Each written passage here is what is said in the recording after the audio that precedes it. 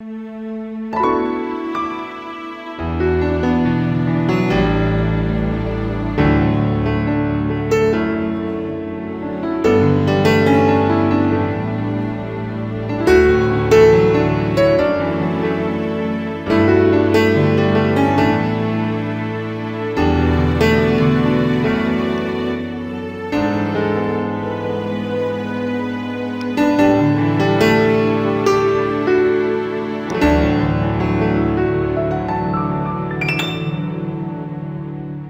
ce n'est pas ce qui entre dans la bouche qui souille l'homme, mais ce qui sort de la bouche, c'est ce qui souille l'homme.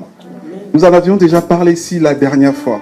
On disait que voilà, c'est pas parce que tu vas te manger les mains sales, parce que cette parole en fait de Matthieu, c'est parce que les pharisiens s'étaient plaints chez Jésus disant que ses disciples mangent sans se laver les mains. Et Jésus leur a répondu ça, que c'est pas en mangeant avec les mains sales que ça va les souiller, mais que c'est ce qui sort de la bouche qui souille. Parce que ce qui sort de la bouche vient du cœur. Amen. Mais le Père a poussé cette réflexion un peu plus loin. Il ne s'est pas limité simplement à la nourriture. Je vais lui demander de prendre Marc 7. Marc, oui, verset 15.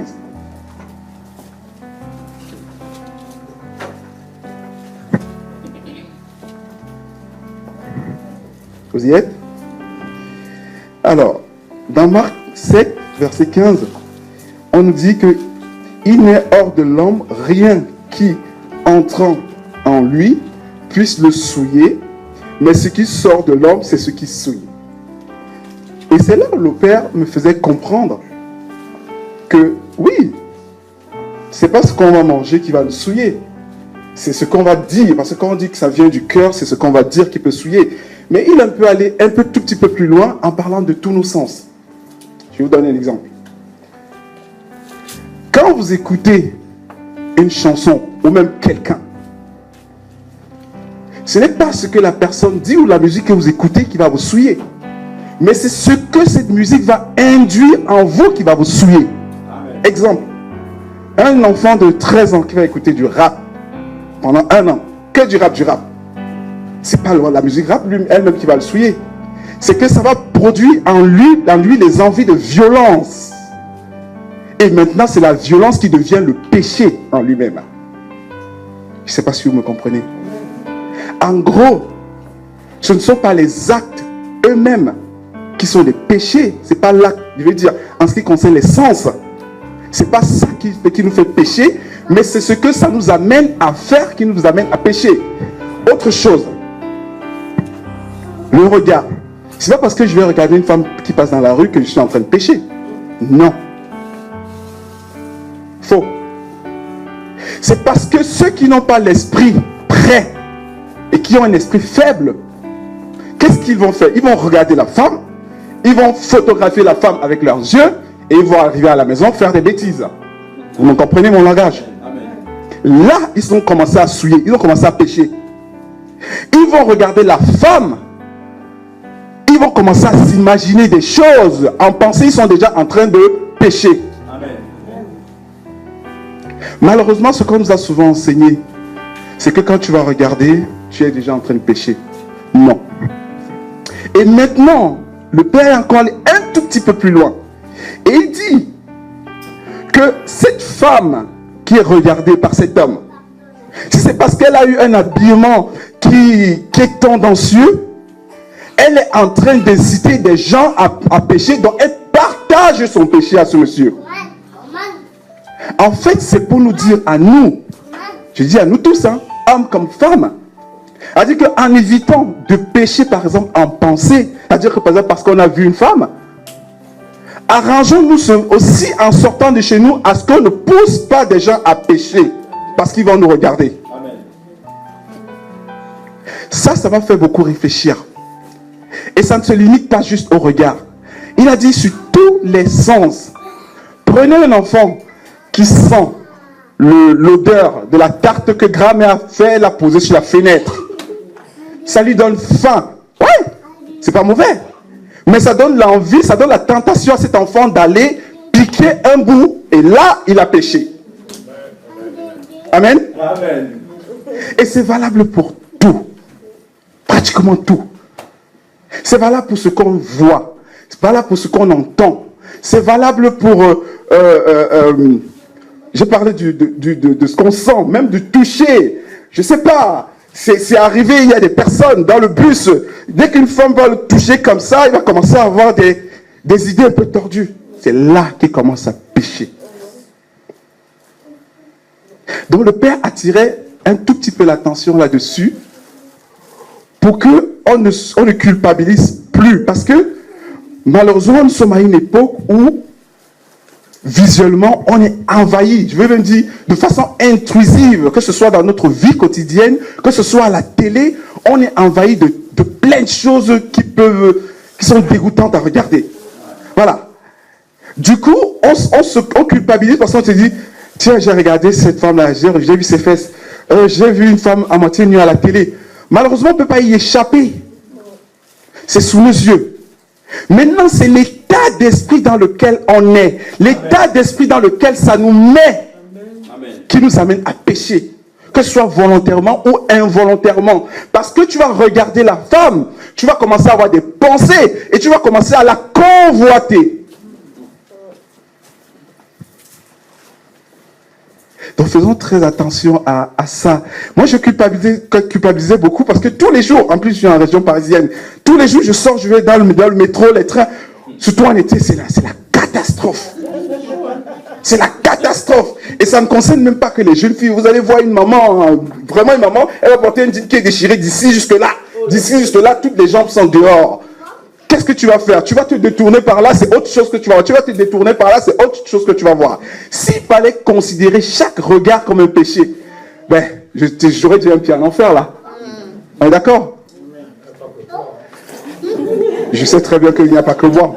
Je sais que ça touche la vie quotidienne. Et ce n'est pas valable que pour les hommes, ce sont que des exemples que je vous prends. C'est valable aussi pour les femmes, parce que les hommes peuvent fantasmer comme les femmes peuvent fantasmer. Que ce soit dans la rue, que ce soit envers les frères et sœurs, que ce soit à n'importe quel moment. Ce n'est pas parce que tu as regardé. Tu peux regarder quelque chose, tu peux regarder quelqu'un, tu dis cette femme elle est belle. Point barre, tu tournes ton dos, tu t'en vas. C'est pas pour autant que tu as péché. Mais quand tu regardes, tu trouves qu'elle est belle, tu commences à l'approcher, tu commences à avoir des idées de ce que tu peux faire avec. Là, tu commences déjà, à pécher. En pensée déjà, tu pêches parce que tu convoites. Et tu peux aller plus loin parce que tu peux amener la personne soit à l'adultère ou dans l'impudicité.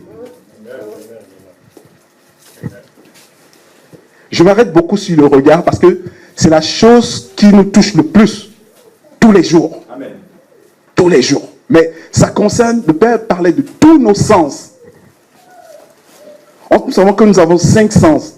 La vue, l'odorat, l'ouïe, le toucher, le goût. Tout ça.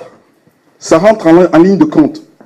Et chacun de ces sens nous influence d'une façon ou d'une autre. Maintenant, ça dépend de la disposition de notre esprit. Est-ce que notre esprit est assez fort, assez costaud? Je vais vous donner l'exemple tout simple. Prenez un enfant qui est né. Vous le nourrissez mal, on ne lui donne pas les vitamines, il est tout chétif, il est faible. On est d'accord. Par contre, un enfant qui est bien nourri, il grandit en étant costaud, bien comme moi je suis là. Excusez-moi si je prends mon exemple. D'accord? Il est bien costaud, donc il est fort. C'est pareil pour notre esprit. Le Père disait que notre esprit doit être nourri par la parole.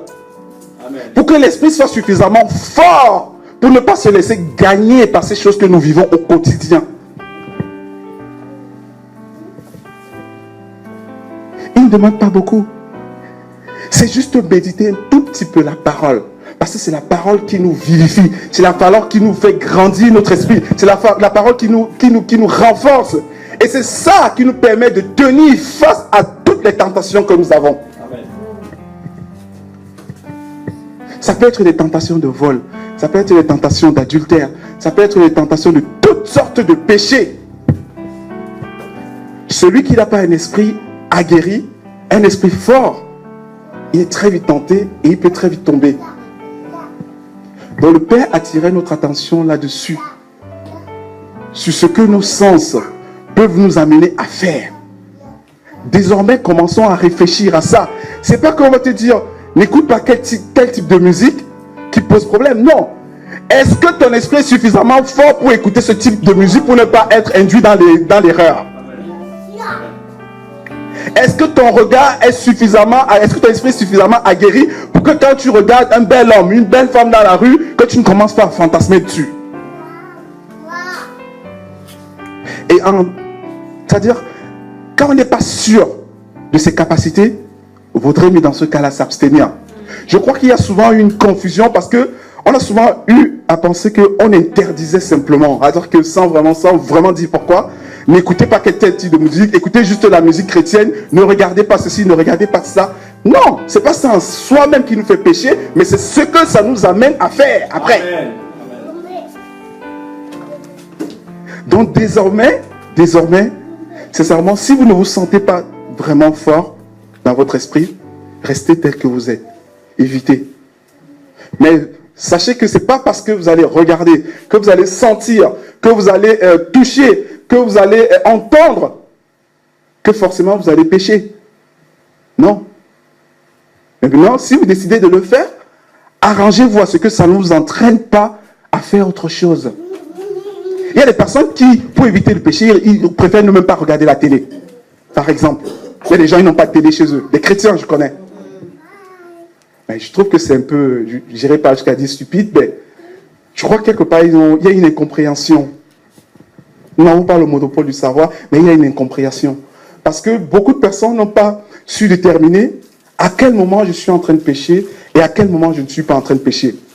Et ça, la question peut même se poser, même quand on est déjà aguerri. À ce moment intervient le Saint-Esprit qui est en nous pour nous dire que ici, ce que tu es en train de faire, c'est pas bien. Et pour que tu aies le Saint-Esprit qui puisse te parler comme ça, il faudrait que ton esprit en lui soit déjà aguerri.